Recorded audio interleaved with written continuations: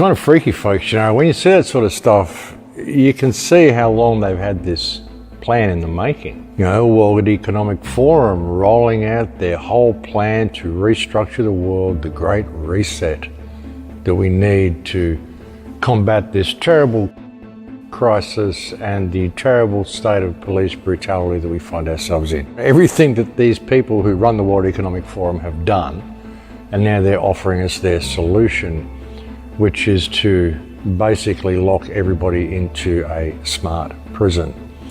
The smart prison that I've been telling you they're rolling out for so long. And to think that they've put this plan in place just kind of now as a response to COVID. You have to have rocks in your head, folks. The response was already there. They just needed the crisis in order to trigger the response. It's all about triggers, folks. It is simply the trigger that they needed to roll out everything that they needed. Problem, reaction, solution, ladies and gentlemen. That's how they do it. Something else that I said, problem, reaction, solution, was that the protests, they needed the protests in order to justify the spike in cases and to justify the second wave. Interesting test too.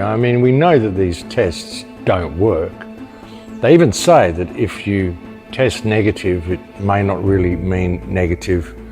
If you test positive, it may not really mean positive. So if that's the case, what is the point of the tests? And they're also talking about the virus recession that we will probably have. There's, investigations to find out just how bad the recession will be, the recession that's been caused by the virus. But folks, let's be clear about it. It has not caused a recession. There is no virus recession. A virus has not caused a recession.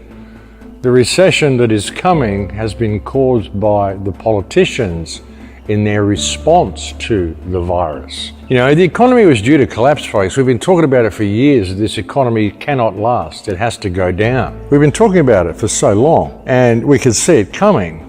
But what do? They can't just let it collapse and have people blame them for it. They've got to create some other place to put the blame. Again, they create this whole...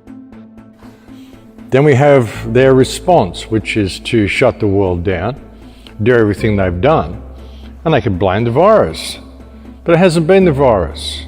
It's been them all along, folks. Everything they've done has been deliberate. Even if you go to the World Economic Forum website and you look at the response for COVID, if you go to that website, you start clicking through, you've got to sign up for it, but if you start clicking through, one of the videos says that it's been a plan that has been 50 years in the making. If we don't wake people up, then they're going to lead us into this slavery system, whether we like it or not. Even if we refuse to comply, everybody else is going to lead us in there.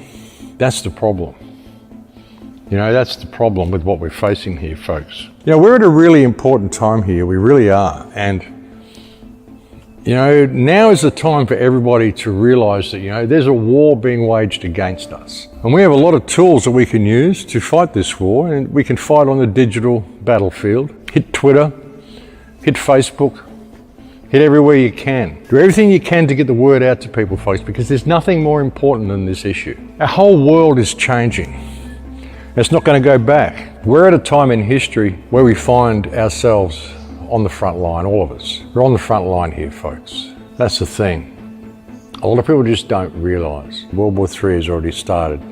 It's a war that's being waged against the people of the world by the politicians of the world. The problem is the people don't realise it's happening.